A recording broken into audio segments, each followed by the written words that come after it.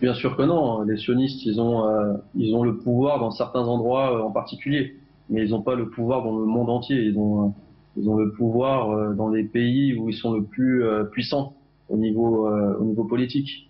Mais oui, oui, bien sûr, quand un pouvoir, enfin quand un pays a un pouvoir très fort, qu'il soit sioniste ou pas, qu'il soit sioniste ou autre, bah, forcément les médias ont du mal à exister dans un pays en étant contre le pouvoir en place.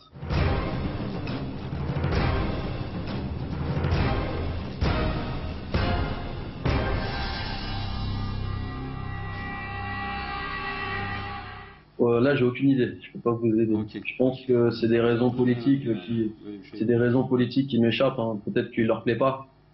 Peut-être qu'il leur plaît pas, qu'il est pas assez obéissant à leurs yeux.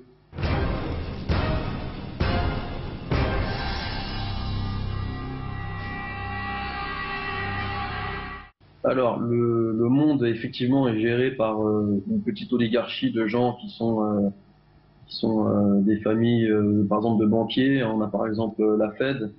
On a la Fed aux États-Unis, hein, donc c'est les banques fédérales, etc. On a la famille Rothschild qui est très puissante, on a les Rockefeller, on a toutes sortes de noms comme ça qui peuvent revenir dans le monde entier, de gens qui gèrent le monde occidental, qui ont le pouvoir en Europe, aux États-Unis, et voilà.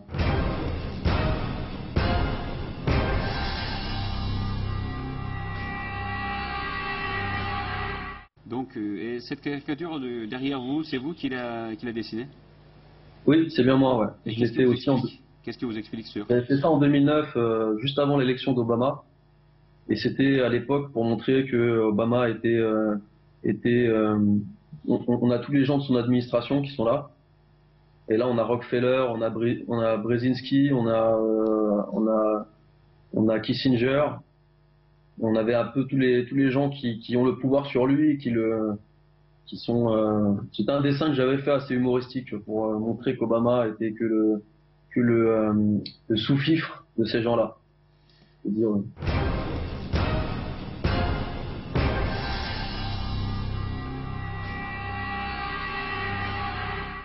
que qu'on ne peut plus parler aussi librement qu'on parlait il y a quelques années. Et l'affaire Charlie Hebdo fait qu'on met un pas de plus dans la dictature en France, hein. On est vraiment, il n'y a plus de liberté d'expression. On a des gens qui sont en prison pour contester, par exemple, l'Holocauste, comme Vincent Renoir. On a des gens qui sont menacés de prison, comme le professeur Florisson. On a Dieudonné qui a été condamné, l'humoriste Dieudonné, français, qui a été condamné la semaine dernière à 2 mois de prison avec sursis, hein. Ça veut dire qu'il n'est pas enfermé, ça veut dire qu'il est encore en liberté, mais que la prochaine condamnation qu'il aura, il aura 2 mois de prison en France pour avoir fait des blagues. Donc vous voyez, on est vraiment dans un contexte où on est à 2 doigts d'aller en prison pour nos idées.